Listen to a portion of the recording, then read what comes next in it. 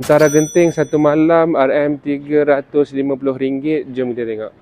Ni antara Airbnb ataupun kondo yang dekat atas, dan juga dia ada bridge pergi ke cable car station Chan Siwi yang dekat Tokong tu, dan juga dia ada link bridge pergi ke Skyworld. Yang best juga facility dekat sini memang macam-macam ada, dan yang paling best juga dia ada shopping mall dekat bawah ni. Namun tak banyak lagi kedai, tapi adalah Life, ada Zeus, dan banyak kedai makan Cina lah dekat sini. Ada Luckin Coffee dekat luar ni. Link bridge dia untuk pergi ke Skyworld, apa-apalah yang dekat atas tu. Kondo ni aku dah pernah jual dulu, kalau korang ingat lah. Aku pernah buat tour dekat sales gallery dia. Ni lah dia, dah siap lah. Aku tak dapat jual satu unit pun dekat sini. Dia punya mall ada dalam 3 ke 4 tingkat macam tu lah.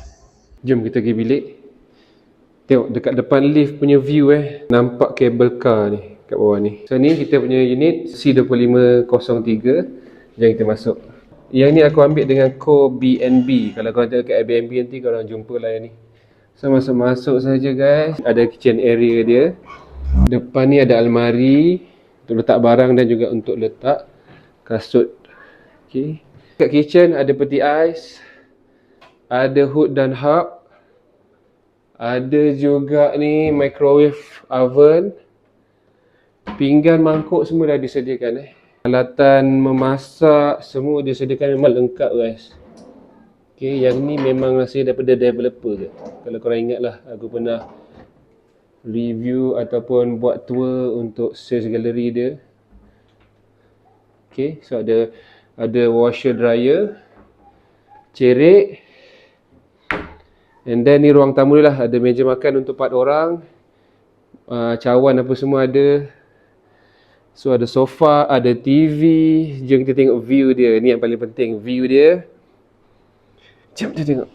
Masya Allah, view dia memang lawa guys. Masya Allah, Masya Allah. Ni view dia. Memang berbaloi guys. Memang berbaloi. Sama tinggi dengan awan je guys. Kalau korang pergi hotel dekat Genting ni, korang tak akan dapat balcony macam ni. Sini ada 2 bilik, bilik master dan juga bilik nombor 2. Kita tengok bilik nombor 2 dulu. So ni bilik nombor 2. Ada katil queen, almari baju, aircon, kipas. And then ni ada view apa? Saya tengok. Oh. Ni tak ada view lah, ni view dalam. Ada TV, ada bilik air dia sendiri.